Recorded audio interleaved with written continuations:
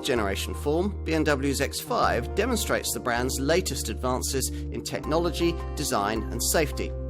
Most importantly though, it's once again difficult to better in the large SUV segment if you prioritise a dynamic drive. The result is a car that, though no longer head and shoulders above the competition, can still set the standard most of them aspire to. As the Munich maker puts it, the boss is back. The X5 might have developed significantly over its 4 generations, but there's been one constant. It's always driven well.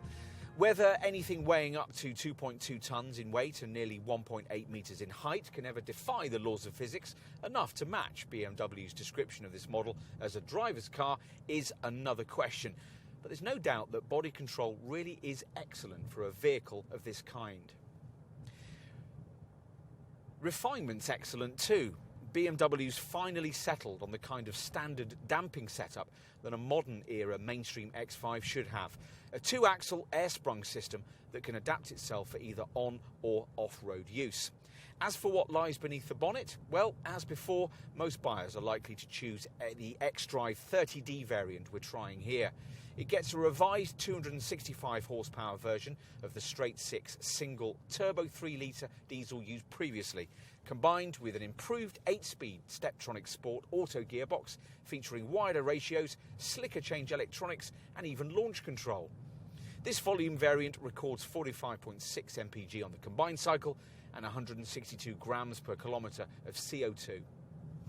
Should you require a higher level of straight-line performance from your diesel X5, your dealer will point you instead to the M50D variant, which uses a multi-stage turbocharging system composed of 2 high-pressure and 2 low-pressure turbochargers. The combined setup delivers 400 horsepower, and you can get that power down through the bends thanks to a standard electronically controlled rear differential lock. Petrol-wise, your options begin with the 340 horsepower xDrive 40i, but essentially the same engine also features in another petrol X5 variant you can ask your dealer about, the xDrive 45e iPerformance plug-in hybrid. Here, a 282 horsepower version of the 3-litre 6 pairs up with a 112 HP electric motor fed by a lithium-ion battery pack. 2 V8 petrol X5s complete the range, the xDrive 50i and the flagship X5M Motorsport tuned variant. In the unlikely event that you're an X5 buyer prioritising off-P stability, there's an optional X off-road pack which gives you a sump guard, specific driving screen interfaces and a series of transmission and suspension settings for various different surfaces. BMW tends to describe X5 styling as deliberately evolutionary, which means design changes chosen carefully so as not to alienate existing buyers. That's hardly an approach geared towards innovation, but it's appropriate as part of the more subtle interpretation of the crossover genre that's provided by this model's sports activity vehicle branding. Under the skin lies the cluster architecture platform used in the company's luxury saloons, and it's provided for a significant increase in size this time round. The 66mm width enhancement actually makes this G05 series design wider than its X7 big brother, and compared to the old F15 series model, is 42mm longer and 19mm higher.